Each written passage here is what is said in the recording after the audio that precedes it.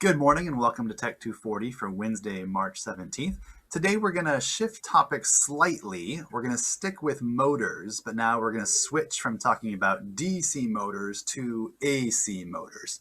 And there are some significant structural differences between DC motors and AC motors, and we'll start talking about those today. But first, before we do that, let's take a look at the schedule. I got my schedule right in front of me and find March 17th. All right, so we have Lab 11 due today by 11:55 p.m., so make sure you submit that. Also, Lab 12 is coming up. Lab 12 is due on March 22nd, and that's the one that we did in person last time. So that's a pretty straightforward lab. Basically, you just had to follow along with me in the last class as I did Lab 12.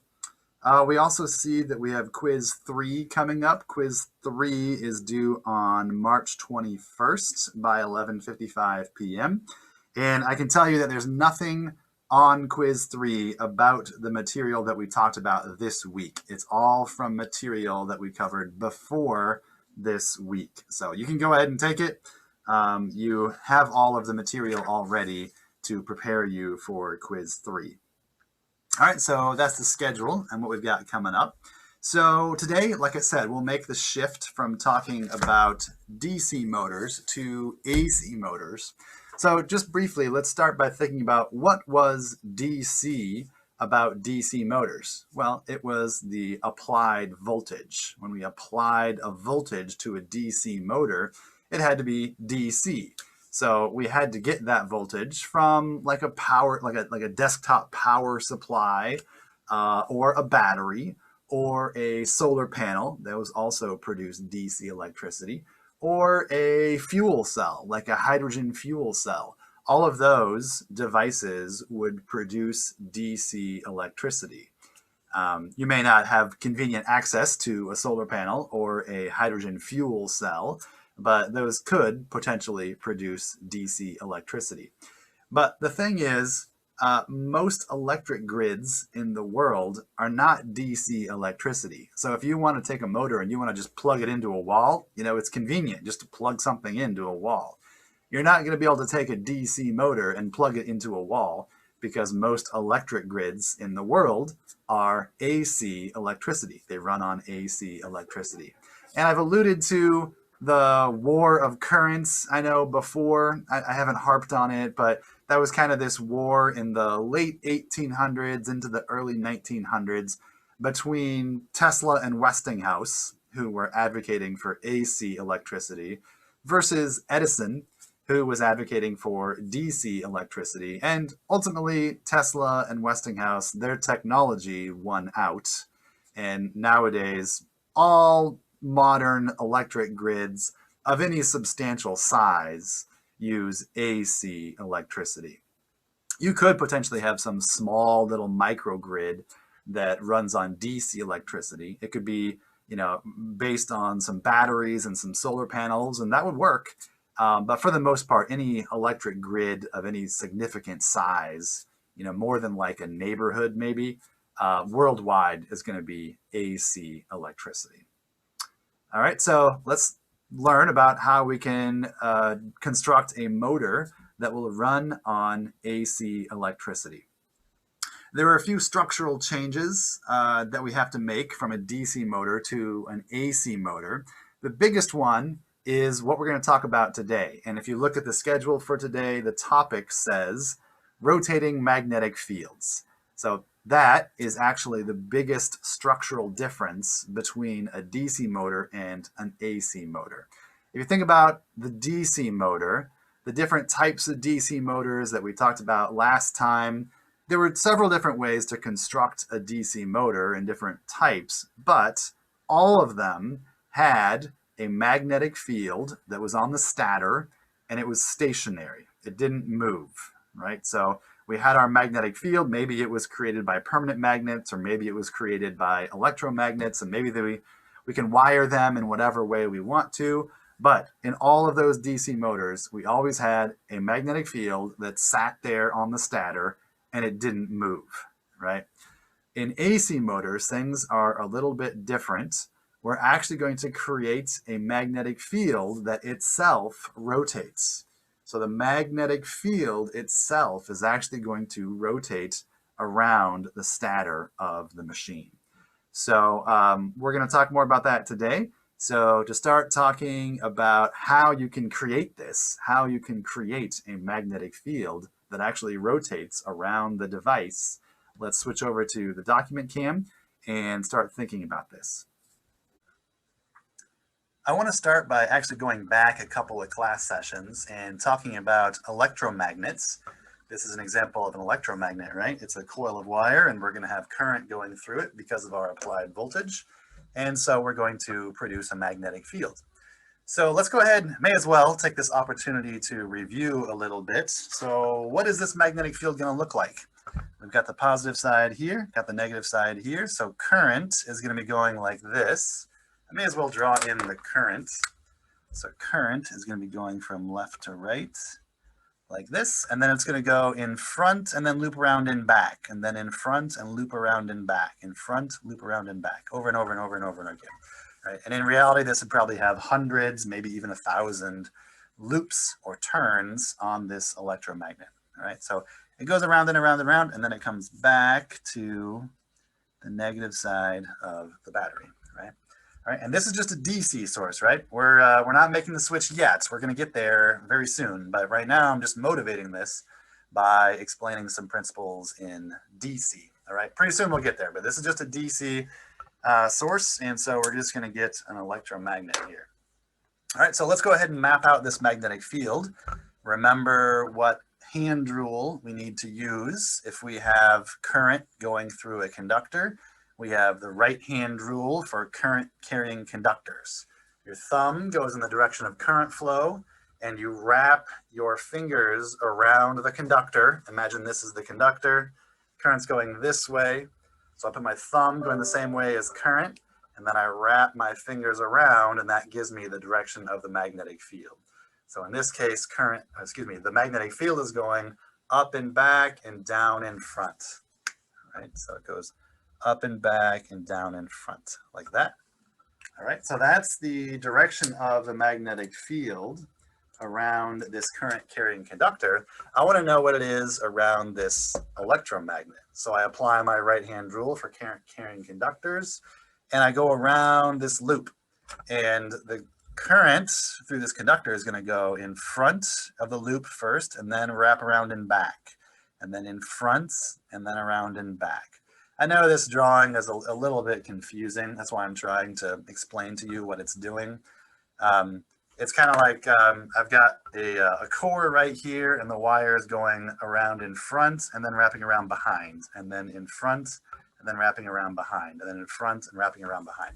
So the current's in front and then going and back, in front and then going and back. So I want to apply the right-hand rule for current carrying conductors at every segment, every point of wire inside this electromagnet, and it would look like this as it wraps around, right? The current is going left to right, and it's going to wrap around like this. And at each point in that coil of wire, you can see the magnetic field is coming up through the middle and then down around the outside, up through the middle and down around the outside, up through the middle, down around the outside. And we have to draw our arrows to indicate which direction it's going, right?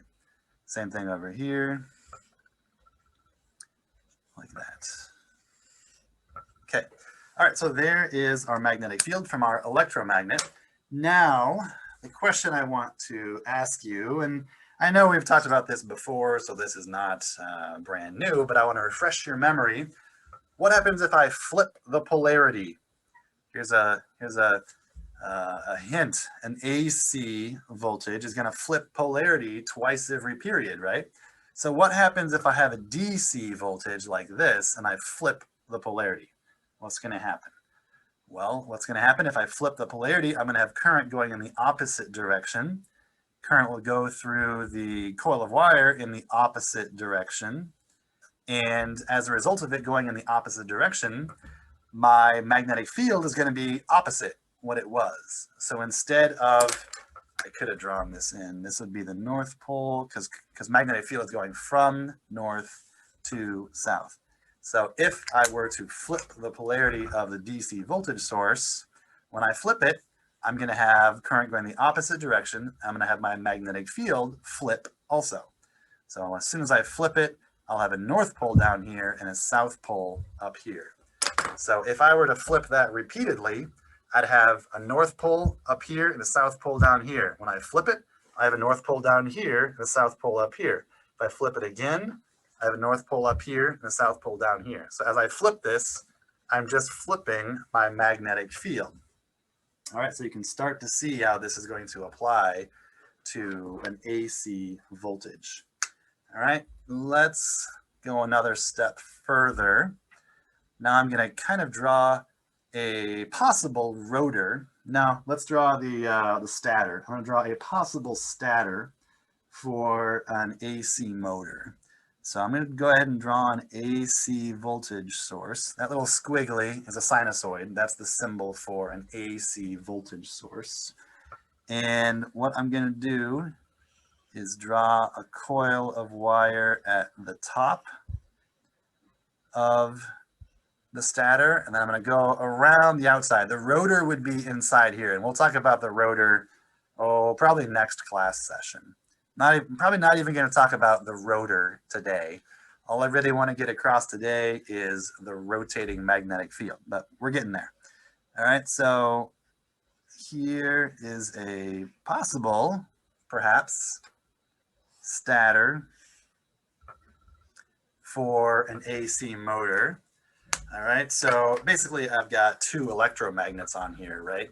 So at first, let's say I'm gonna have positive on this side. I'm just drawing that lightly, but I'm gonna have positive on this side, let's say, and negative on this side, and then very soon it's gonna flip, right? So initially I'm gonna have current going in this direction, and I'm not going to belabor the point by drawing the magnetic fields here, but it would actually be, yeah, these are wrapped the same way. I drew it the same way here and here as I did it here. Left to right in front, and then right to left and back, and then left to right in front, and then right to left and back. So the way I drew it here is actually going to be the exact same as I did up here. So I'd have a magnetic field. I'm just going to draw the letters in. So I'd have the North Pole here and the South Pole here and the North Pole here, because this is wrapped the same way as that one is. So North Pole here and South Pole here. All right. So I'd have that for a very short time period because the AC sinusoid is going like this. And there are 60 periods. One period is one full rotation. So from here to here, it's doing this 60 times per second. So really fast, really fast. All right, so it's actually going from the positive half cycle. This is the positive half cycle where you have a positive voltage. This is the negative half cycle where you have a negative voltage. And it's flipping twice every period. It flips here and it flips here. And then in the next period, it flips here and here. So it actually flips polarity 120 times per second. So really fast. That's really fast. So it's flipping from positive to negative, and then to negative, and then to positive. It's flipping back and forth very fast. All right, and every time it does that, we reverse the current direction that's going through here. So initially it was like this. As soon as it flips polarity, it goes into the negative half cycle. Now the positive side is down here and the negative side is up here. So now my current is going to go this direction and go the opposite way through these coils. It's going the opposite direction. All right. So now I have current going the opposite way through those coils. And so no longer do I have a north here, I have a south here, and I have a north here, and I have a south here, and I have a north here.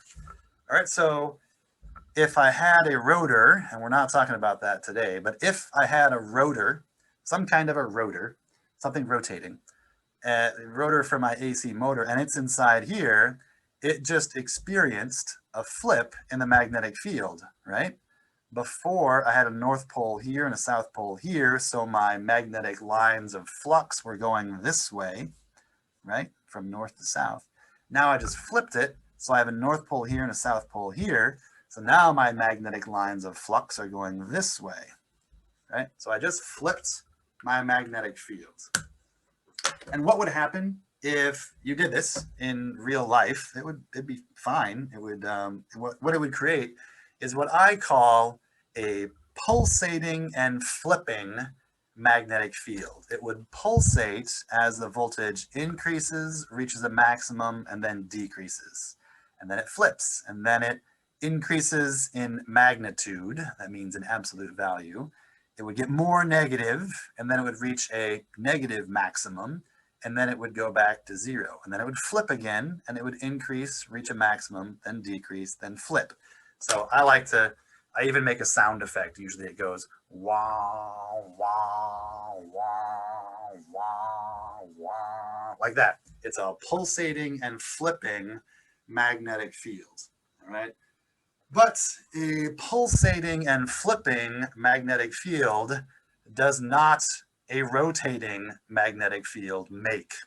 All right? I said that kind of like Yoda. So here's a better way of saying that. A pulsating and flipping magnetic field is not the same thing as a rotating magnetic field. And what's going to happen with that is that a pulsating and flipping magnetic field is not going to create any torque to get our rotor started. All right, I know we haven't talked about the rotor yet, so you don't know anything about what's going to be in here for the rotor of the AC motor. But I'm just going to tell you right now that a pulsating and flipping magnetic field is not enough to get our rotor started rotating because it's not going to create a torque. There's nothing there to cause a rotating force. There's nothing that's going to get it rotating. Interestingly, once the rotor is rotating, this would actually work. A pulsating and flipping magnetic field actually, interestingly, could keep an AC motor rotating. It could keep it spinning, but it won't start it spinning. It won't get it to start spinning. All right. So that's what we got so far. All right. So we've got a pulsating and flipping magnetic field. So we need a rotating magnetic field. This is not good enough to get our rotor started because there's nothing about here. There's nothing rotating. You know, you can even see it as it's pulsating and flipping. There's nothing rotating. So it's not going to cause the rotor to rotate either. All right. So the easiest way, and there are different ways, and we're going to talk about some of them. The easiest way to create a rotating magnetic field is to have more than one phase on your motor. Have a motor that consists of more than one phase. Remember how we talked about three-phase generators before? We talked about how you can have, oh man, should I attempt to draw it? It is pretty hard to draw. I'll try. So remember three-phase motors. All right, here's time, here's voltage. And if you draw the output, okay, the first phase is easy to draw. It just looks like that.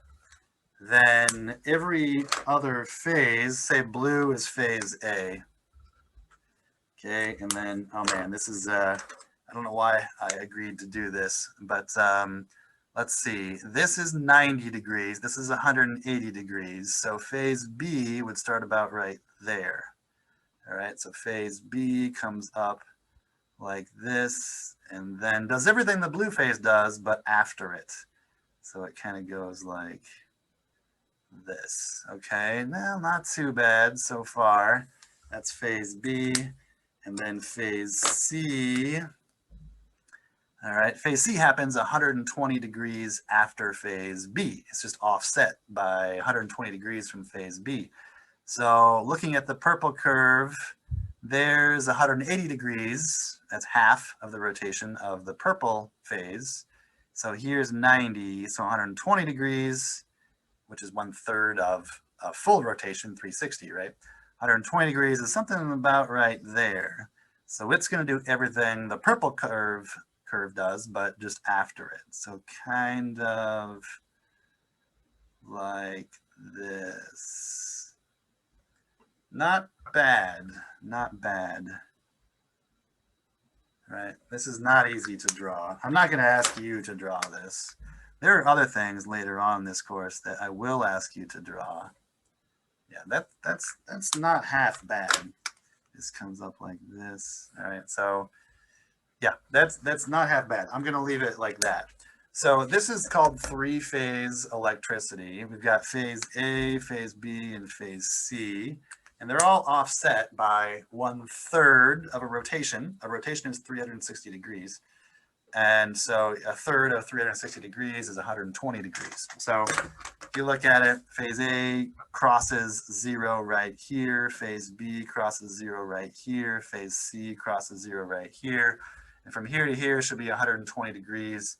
From here to here should be 120 degrees. Yeah, okay. So anyway, the easiest way, and we'll talk about other ways, but the easiest way to get a rotating magnetic field is to have a motor that uses more than one phase. Because our one phase here, our purple phase here, can only create a pulsating and flipping magnetic field. But what's pretty cool is, let's say I have a three-phase motor. All right, and this should be fun to draw. Let's see, I'm going to draw the other phase right here. I should have planned ahead and left myself more room. But let's say I have another phase. It's the blue phase, and the coil for the blue phase is going to be like this. All right, and it does not connect to the purple phase. All right, so it's going to come over here. It's going around the rotor, just like the purple one did. And it's going to be on the other side as well. Okay. Now I just got to connect them. All right. So now I've got two phases, the purple phase and the blue phase, and the voltage applied to the blue phase is 120 degrees offset from the voltage applied to the purple phase. All right. So when I have a peak positive voltage applied here, I do not have a peak voltage applied here, right? Because when purple's at its peak, blue is actually negative. I actually have a negative voltage, which means I actually had to have a positive down here and a negative up here. All right. So the point that I want to make sure you understand is that I won't have a peak positive voltage applied to the blue phase and the purple phase at the same time. All right. I would have a peak voltage applied to the blue phase, and then a split second later, I'd have a peak voltage applied to the purple phase. And then, okay, do I dare draw in the green phase? Okay, this is, I did not draw this real accurately. This should probably be over here. Yeah, it should be over here like this. The angle's a little bit wrong, but give me a little bit of slack here. This is not easy to draw. All right, so the green phase, I'm gonna have a coil right here and a coil right here. All right, so I need to draw a coil right here. I'm gonna draw right over these lines, but they're in different colors, so I think you understand that they are not connected. All right, so here is our coil, one of our coils for the green phase. I'll draw the green applied voltage over here and then connect it. Okay, and then I got to go around the rotor, and then I'm going to have the other side of the green phase over here. All right.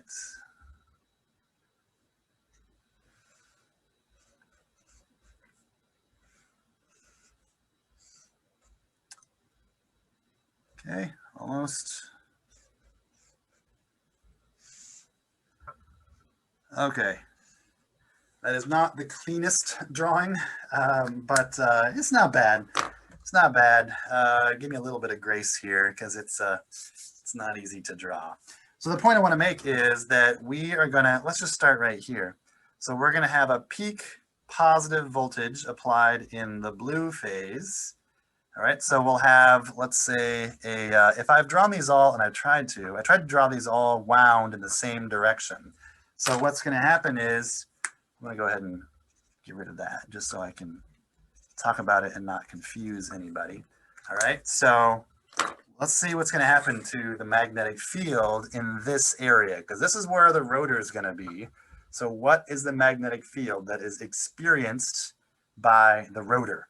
All right, so first I'm going to have a positive voltage applied to the A phase. So that's going to result in a strong, we decided that we drew these so they're wound the same in all of these coils. At least I think we did. All right, so we have the same, when we have a positive voltage applied like this, then we're going to have the same situation as we had up here. So we're going to have a north pole at the top and a south pole at the bottom. All right, so when we have a positive voltage, like right here for phase A, we're going to have a strong south pole here and a strong north pole right here, south, north. All right, okay. So that's what the rotor feels. It feels a strong magnetic field going from north to south, like this. All right. A split second later, okay, right here, which is a fraction of a second, I have a positive voltage applied to phase B, which is purple. All right, so I have a positive voltage applied to the purple phase. So I have a strong south pole here and a strong north pole right here. Meanwhile, the blue phase has gone much lower. All right, so it's not at a peak, it's a much lower voltage. So I no longer have a strong south pole here, north pole here. Now the magnetic field has rotated. It's rotated because I have a positive voltage applied in the purple phase. So now I have a strong south pole here and a strong north pole right there. Guess what happens a split second later? The voltage applied to the purple phase decreases, and now the voltage applied to the green phase, phase C, is at a maximum. All right, so now I'm going to have a strong south pole right here and a strong north pole right there. All right, and then this is going to continue rotating around. Hopefully you've seen that as we've talked through this one by one by one by one, what's going to happen is it's going to continue to rotate around and around and around and around in a circle. So that is how we can get a rotating magnetic field. That's one way of getting a rotating magnetic field. I would say the easiest way of getting a rotating magnetic field is to have a multi-phase machine. You could conceivably have a 2-phase machine or a 3-phase like I've drawn here, or you could conceivably have a 4, 5, 6, 7, 37 phase machine. That'd be kind of silly. And in real life, 3-phase electricity is extremely common, virtually any commercial or industrial building, even Turner Hall, has 3-phase electricity. Now, I don't have 3-phase electricity in my office. You know, it's a different type of plug. It's generally at a higher voltage, but in lots of our labs, I dare say most of our labs, we have 3-phase AC electricity available for machines, for larger machines. You can build AC motors that are larger if you use 3-phase electricity than if you use single-phase electricity. You normally don't find single-phase AC motors, which we haven't talked about yet, but we will in about a week. You don't really find those any larger than, I don't know, maybe about 5 horsepower might be about the limit of a single-phase AC machine that we'll talk about in about a week. All right, so for now, just suffice it to say that 3-phase AC motors are very common, and you can have 3-phase AC motors. The sky's basically the limit in terms of how big you want to make it. If you want a 1,000 horsepower 3-phase AC motor, you can do it. You can certainly build a 3-phase AC motor that's essentially as big as you want to make it. All right, what I want to do now is I actually have a video that I want to show that demonstrates what I just tried to show on the paper. It's kind of hard to draw that on the paper, but I've got a video that I want to show. And this video, you'll see it's from the same series that I showed before about the generators. It's from the Department of Defense series of videos from probably the 1950s. So it looks a little bit dated, but again, I'll say this again. I have not found a series of videos that more clearly shows the concepts that we're talking about here, that more clearly shows the rotating magnetic field when you apply three-phase AC electricity, or let's just say multi-phase AC electricity, to the AC stator that has multiple coils on the AC stator. All right, so I'm gonna share my screen and I'm gonna show you this video that I think illustrates what I just tried to show on the paper, but maybe illustrates it a little bit more clearly. All right, so I'm gonna switch to the video now. I'm gonna show you two clips from this video, both about a minute long.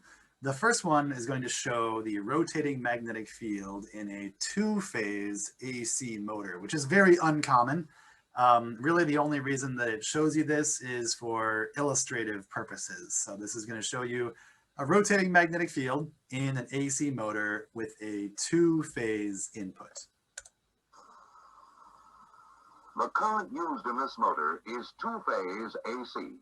That is to say, two separate AC voltages 90 degrees out of phase.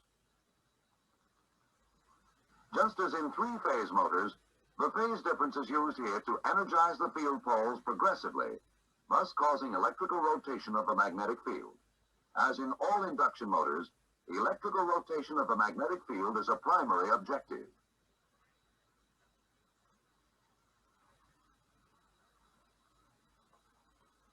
Again, the rotor turns in the same direction as the magnetic field, but at a slightly slower speed.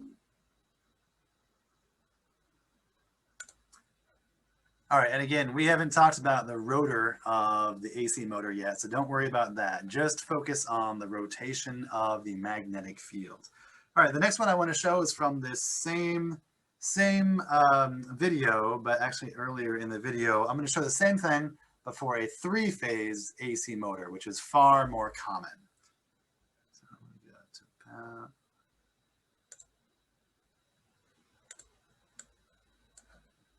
Is 120 degrees out of phase were generated. This voltage can be used to rotate the field electrically.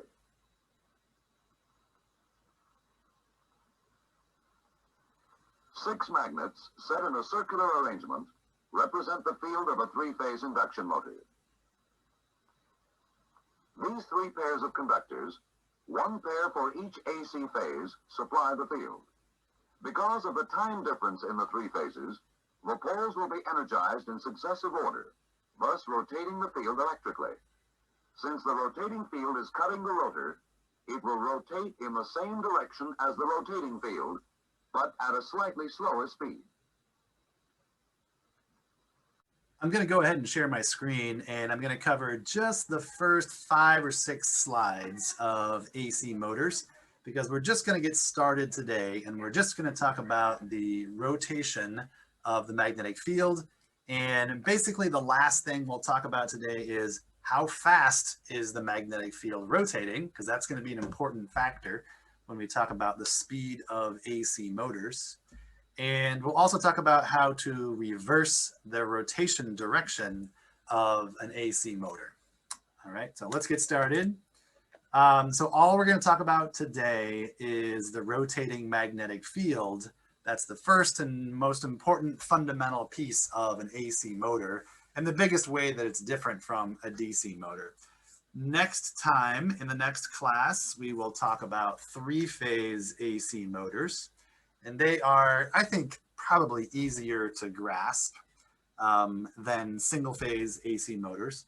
So we'll talk about those in the next class period. And then in the class period after that, a week from today, we'll talk about single phase AC motors, which, you know, if you have an AC motor in your house, trust me, you do. You have lots of AC motors in your house. Everything from a vacuum cleaner to a dust buster to the turntable in your microwave to your heating and ventilation and air conditioning system, any types of fans that you have. There are lots of things in your home that have AC motors in them. Even things like cooling fans in your laptops and your computers and your TVs. A lot of them have cooling fans. That cooling fan is an AC motor, and it's a single phase AC motor because you only have a single phase AC in your home. All right, residences in the US only have single phase AC, but virtually all commercial and industrial and manufacturing um, buildings have three-phase AC. And that same day that we talk about single-phase AC motors, we will also talk about universal motors, which are pretty cool because they can operate on either AC or DC electricity, which is pretty awesome. All right, first of all, some terminology. Remember, we've talked about terminology for generators and for DC motors, and now we're going to talk about terminology for AC motors. All right, for AC motors, we've still physically or mechanically got some component that is stationary. Usually that stationary part is around the outside of the motor, and we've still got something that is rotating. And usually it's rotating on the inside of the motor. So usually the vast majority of AC motors have the rotor rotating inside the stator. It could be the opposite. I mean, you can definitely design an AC motor that has them flip-flop. You could have the rotor rotating around the stator, but that's pretty unusual. Electrically, things are a little bit different here as compared to a generator or a DC motor. Before we had an armature, and on that armature, we either applied a DC voltage for a DC motor, or we pulled the voltage or electricity off of the armature for the case of a generator, AC or DC generator. We pull the voltage off of the armature through slip rings or a split ring commutator, right? So the armature previously, in the last 2 or 3 weeks of the class, the armature has been either where we apply the voltage to or where we induce the voltage and pull the electricity from, right? All right, but we also had a field in those cases. We had a separate magnetic field. So we had an armature and we had a magnetic field. The thing here with AC motors, you can probably already see by the discussion that I've already given you and the video that you already saw, they're the same thing. The coils where we apply the voltage create the magnetic field. So we're actually applying the AC voltage to the coils, and they therefore create the magnetic field. All right, so there is not really a distinction between the armature and the magnetic field in an AC motor. They're the same thing. So we don't really say that. We don't really say armature or field in an AC motor. All right. We say the coils. I'll probably try to say, if I can remember, I'll say the coils of the AC motor. The rotor, we haven't talked about it yet. We're not going to today, but all I'm going to say for right now is that generally speaking, in the vast majority of AC motors, there is no electrical connection to the rotor in an AC motor. So there are no slip rings, there are no split ring commutators. There's no electrical connections, which is one big advantage. That's a big advantage of an AC motor over a DC motor. You don't have to have anything to conduct electricity to the rotor. That means no brushes to wear out and to maintain and replace. That means no split ring commutator that can arc and spark as it's rotating around and cause noise, because they cause noise. All right, so basically the rotor has no electrical connections. It's on the inside of the stator, and it basically just gets dragged along for the ride as the magnetic field rotates around the outside on the stator. Okay, that's all I'm going to say about the rotor for today. All right, so we've talked about this. Here's an example of a two-phase AC electric motor's stator. And we saw how the magnetic field will rotate around the stator with the two-phase AC. And we also have seen the three-phase AC, and we saw how the magnetic field rotates around the stator of a machine with a three-phase input. All right.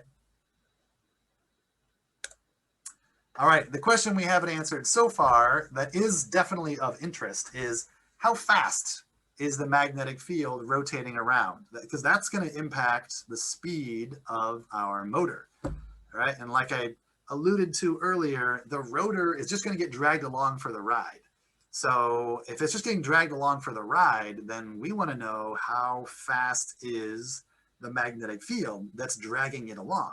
So how fast is the magnetic field rotating? All right. Turns out there is a pretty simple equation for that. And this equation might look very familiar. It should actually. It should look very familiar.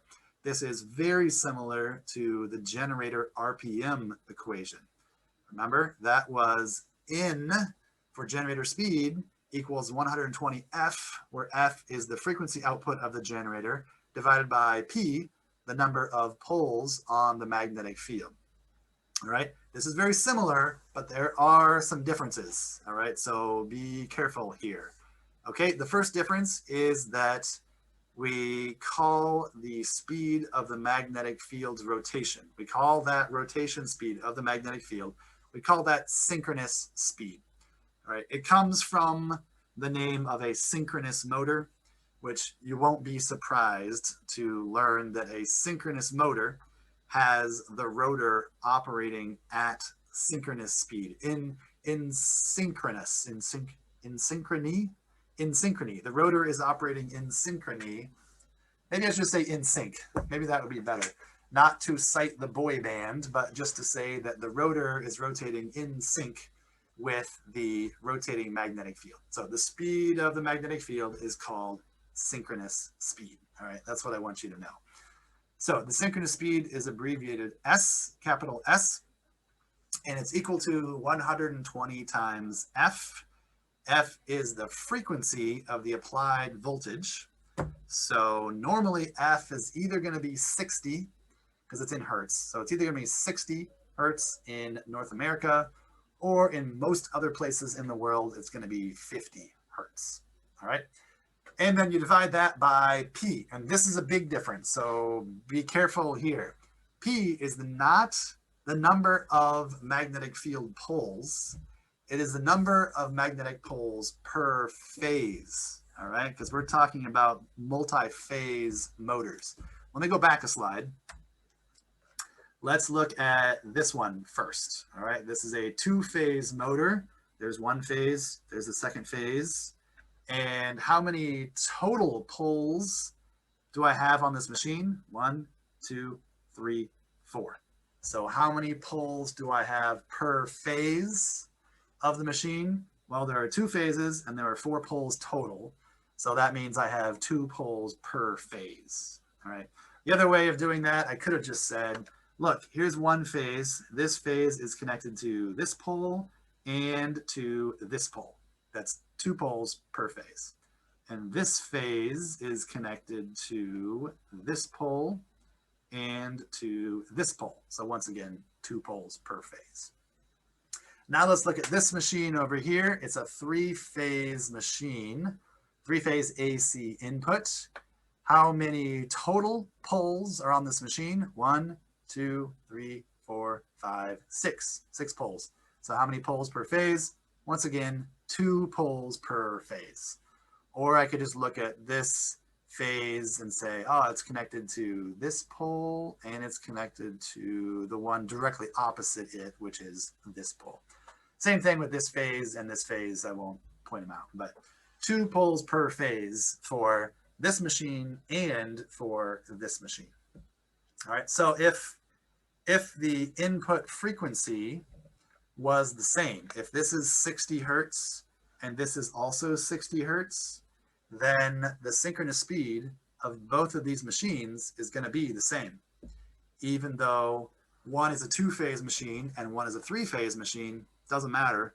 The way these poles are arranged, you're going to get the same synchronous speed regardless, because you have the same input frequency and you have the same number of poles per phase.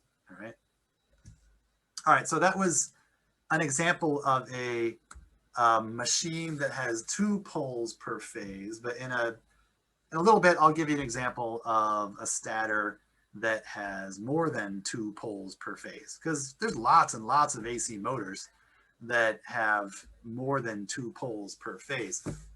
Why would you want to use more than two poles per phase? Well, think about what's going to happen here. If I increase P, if I have more poles per phase, what's going to happen to the synchronous speed? Well, you're dividing by a larger number, so you're going to get a smaller or lower synchronous speed.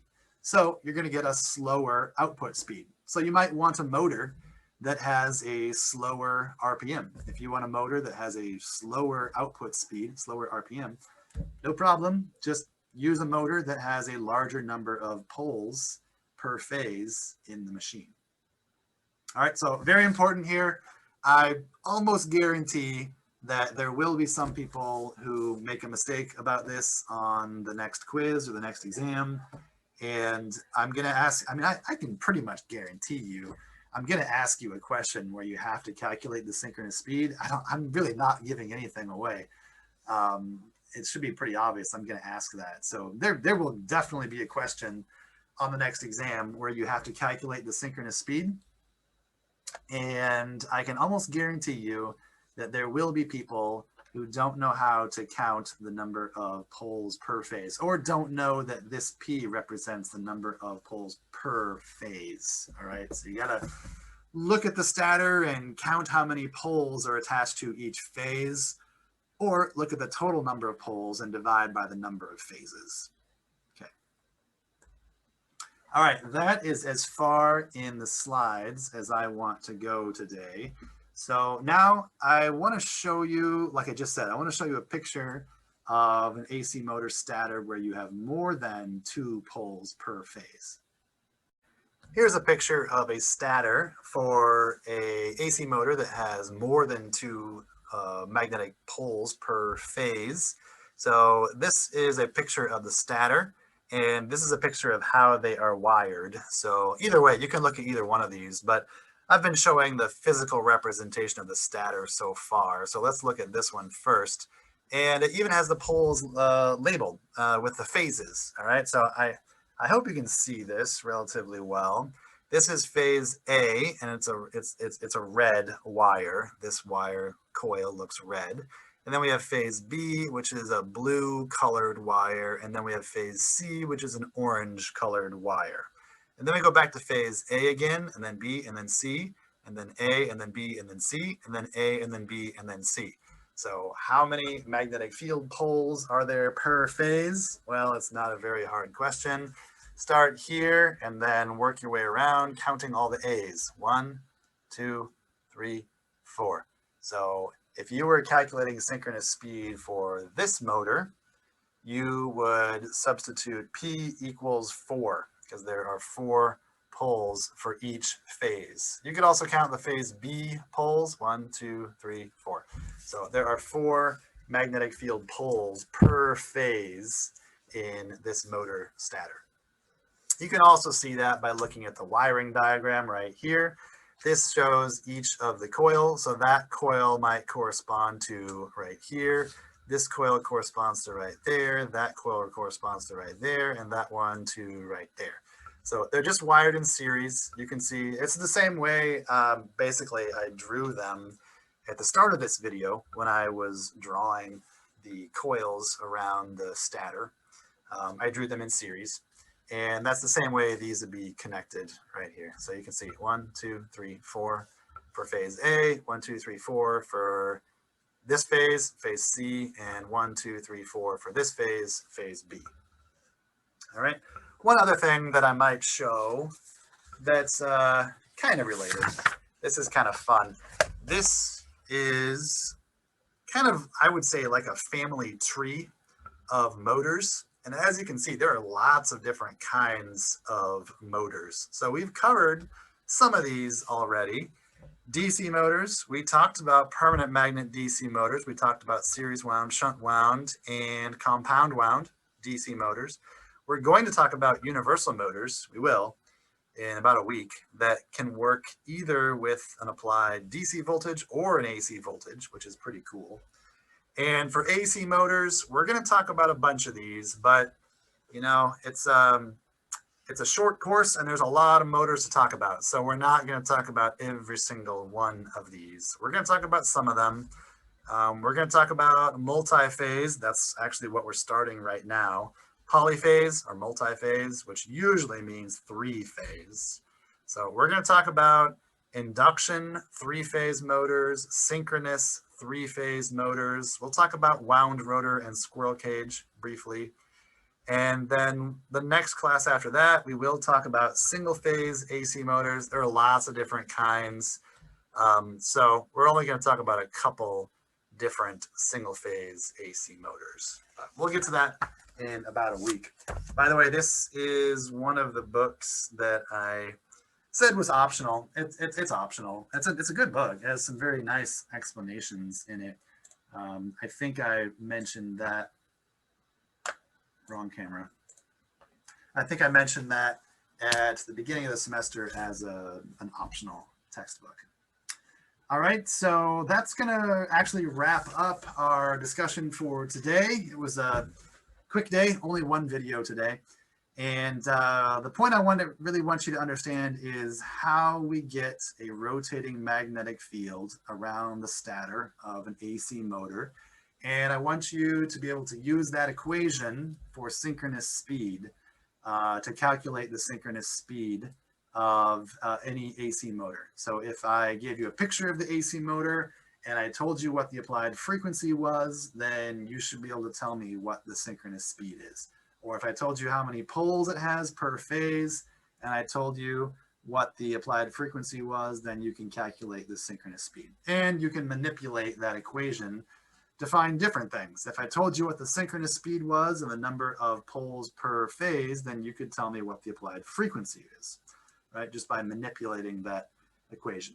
So you will do that in the next lab. There will be some manipulation of the synchronous speed equation, and you'll have to do that in at least one of the upcoming labs. All right, so that's going to wrap it up for today. As always, let me know if you have any questions. Come see me in office hours, and I'll see you in the next video.